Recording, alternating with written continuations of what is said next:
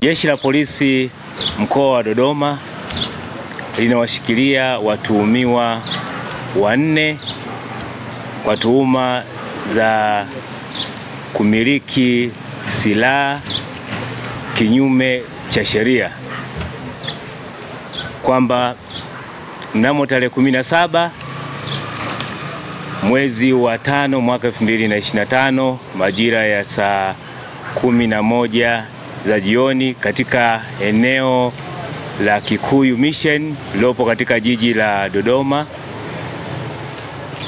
Jeshi la Polisi liliwakamata watuhumiwa 2 wakiwa na silaha aina ya pistol yenye magazini, ambapo ilikuwa ina silaha risasi 13 kinyume cha sheria. Pia tarehe 19 mwezi wa 5 mwaka 2025 majira ya jioni saa 11 za jioni katika mtaa wa Rukole uliopo wilaya ya Mpwapwa mkoa wa Dodoma, tuliwakamata watuhumiwa wengine 2 wakiwa na silaha silaha ambayo imetengenezwa kwa kienyeji inayotumia risasi za shotgun, pamoja na risasi za shotgun 4 kinyume cha sheria. Aidha,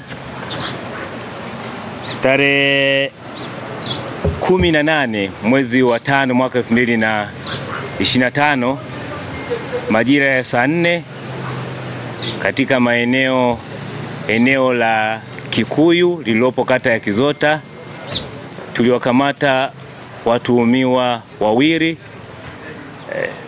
Thomas Paskari lakini Story Kimario. Hawa walikuwa wakisafirisha mafuta kwa kutumia gari lenye namba ya usajili T273 BKB, kusafirisha mafuta lita 2420 za dizeli ambazo iliwekwa kwenye madumu 89 kinyume cha sheria. Haya mafuta yanadhaniwa kwamba ni mafuta ya wizi. Vilevile Jeshi la Polisi tumefanikiwa kuwakamata watuhumiwa 57.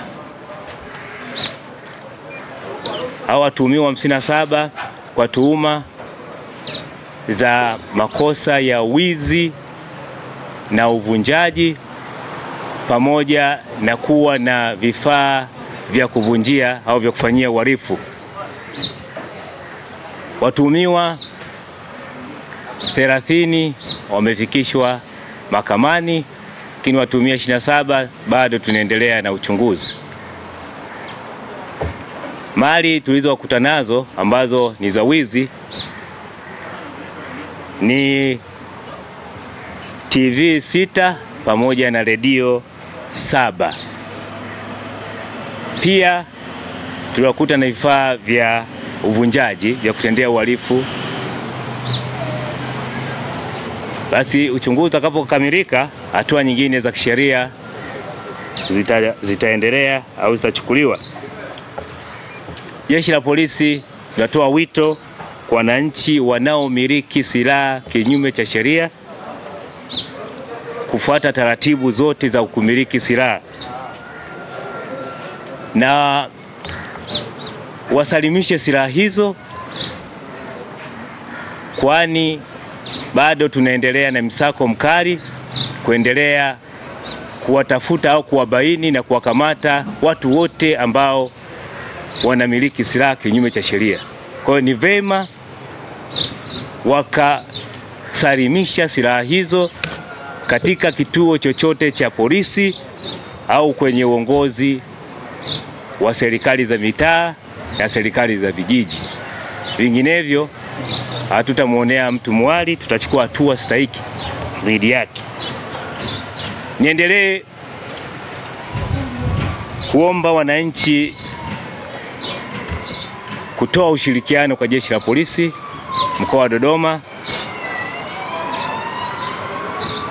kufichua wahalifu pamoja na uhalifu, ili mkoa wa Dodoma uendelee kuwa salama.